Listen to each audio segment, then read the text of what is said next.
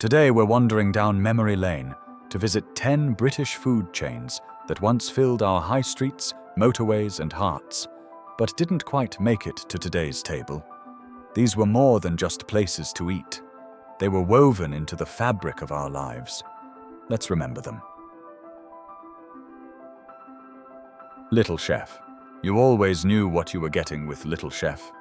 A full English, thick-cut toast, and proper beans served on a white plate, heavy enough to anchor a ship. Born in 1958 in Reading, it quickly became a fixture of every family road trip.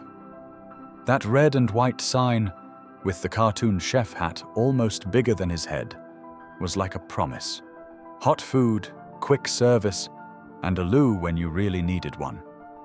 By the 1990s, there were over 400 dotted across Britain's A-roads. Whether it was beans on toast en route to Skegness, or just a cup of decent tea, Little Chef was always there. But as motorways modernized, it struggled. In 2018, the last one closed, quietly gone, but never forgotten. Happy Eater. That bright yellow sign with the smiley chef felt like a little sunshine on the A-road. Launched in 1973, it was made for families. No-nonsense grub, a kids' menu, and often a playground to burn off a bit of energy. By the 1980s, there were over 85 happy eaters, often pitched right across the road from Little Chefs, as if daring you to make a choice.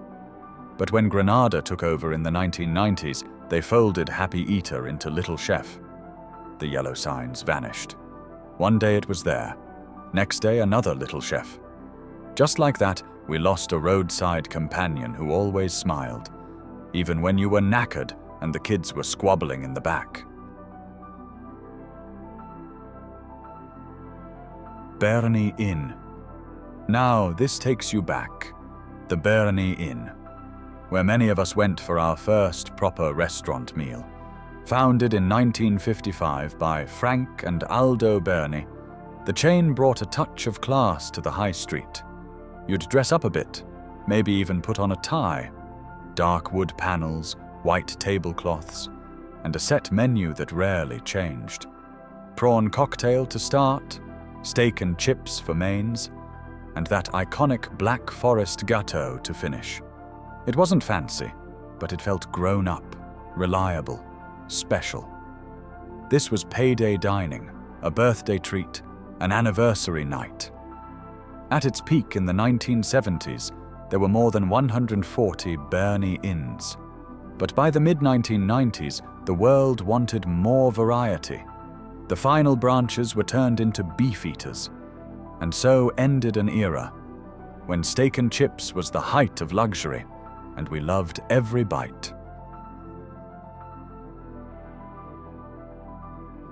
Remember the Firkin pubs? You couldn't miss them, with names like the Frog and Firkin or the Fiddle and Firkin. Started in 1979 by David Bruce, the Firkin brewery made pub-going feel playful again. Pints brewed right there behind the bar, gleaming copper vats on full display. By the 1990s, there were over 40 of them. You'd tuck into a pie, sip a cloudy ale brewed just feet away, and laugh at the cheeky pub names painted above the door. It felt proper, yet unlike the stuffy old boozers. But in 1999, Punch Taverns bought the lot and started scrubbing away the personality. By 2001, most had been rebranded. Still, for a glorious spell, we had pints with punny names, music in the air, and beer made with heart. You could smell it before you stepped inside. National milk bars. Warm milk, fresh cream cakes, and that unmistakable sweetness of a banana milkshake being whisked behind the counter. National milk bars were born in Wales in the 1930s. They weren't flashy, but they were fresh and full of community.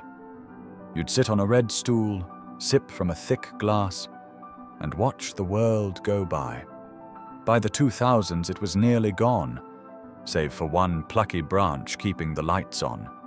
and then that too faded.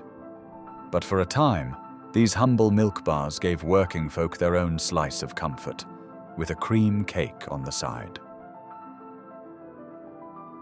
Pizzaland. Before pepperoni became a household word, there was Pizzaland. Founded in 1970, it was one of the first high street joints to dish out hot, cheesy slices to a still suspicious British public. But we took to it quickly. Classic pizzas, basic pastas, red check tablecloths. It felt continental, even if you were just popping in from the rain. By the early 1980s, there were over 140 across the UK. You'd go in with mates after college, or take the kids for a treat.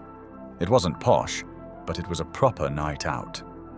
Later, Whitbread shut most of them down in favor of Pizza Hut. Still, for a generation, Pizzaland wasn't just about food. It was about discovering pizza before it went fancy. There was something oddly comforting about a lunch that came in its own skin. Spudulike knew this. Opened in 1974 in Edinburgh, it made the humble jacket potato the star of the show. Tuna, mayo, cheese, and beans. A touch of salad. Simple, filling, no fuss. It grew quickly. By the early 2000s, you couldn't walk through a shopping centre without spotting that familiar orange sign. But times changed. In 2019, the last stores closed. Cheap, cheerful, and just the thing on a grey afternoon. Before Big Macs and Whoppers, there was Wimpy, proper tables, red booths, and burgers brought to you by a waitress. It felt halfway between an American dream and a British cafe. And for many of us, it was our first ever hamburger. Wimpy opened in 1954, and by the 1970s they were everywhere, over 380 in Britain alone. The menu had a little bit of everything, and of course, the Wimpy burger, grilled, not fried, with a slice of gherkin. But the tide turned when McDonald's and Burger King stormed in. Many Wimpys were rebranded or closed. A few seaside spots still hang on, but the glory days are gone. Still, for anyone who sat in a Wimpy booth, slurping a shake with a paper straw, it'll always be the original.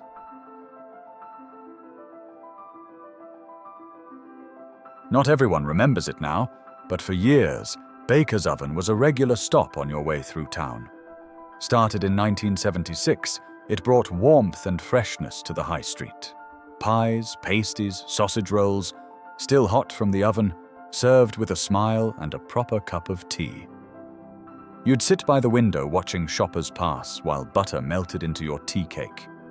In the 1980s and 1990s, there were hundreds of them, over 600 at one point. It vanished quietly. But ask anyone from Barnard Castle to Bristol, they'll remember the smell of fresh bread in the morning and the soft hush of a proper sit-down bakery. Lyons Tea Rooms. If you were feeling posh but still on a budget, you went to Lyons. Founded in 1894, these tea rooms weren't just eateries. They were institutions. You'd find one in almost every city, with white and gold decor, polished counters, and the iconic nippy waitresses gliding from table to table. Their service was fast, efficient, and full of charm. Tea, scones, full meals, even haircuts or a theatre booking if you were in one of the grander corner houses. By the 1960s, tastes changed.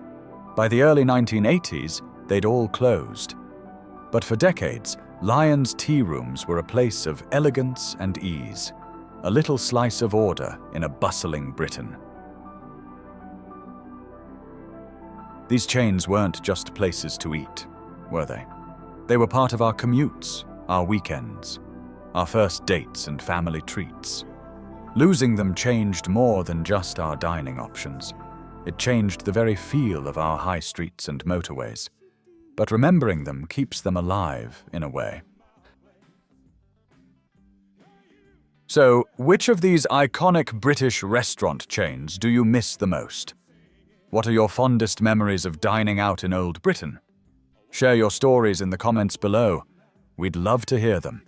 And if you want more nostalgic trips down Britain's memory lane, don't forget to like this video and subscribe to the channel. Thanks for watching. I'll see you in the next video.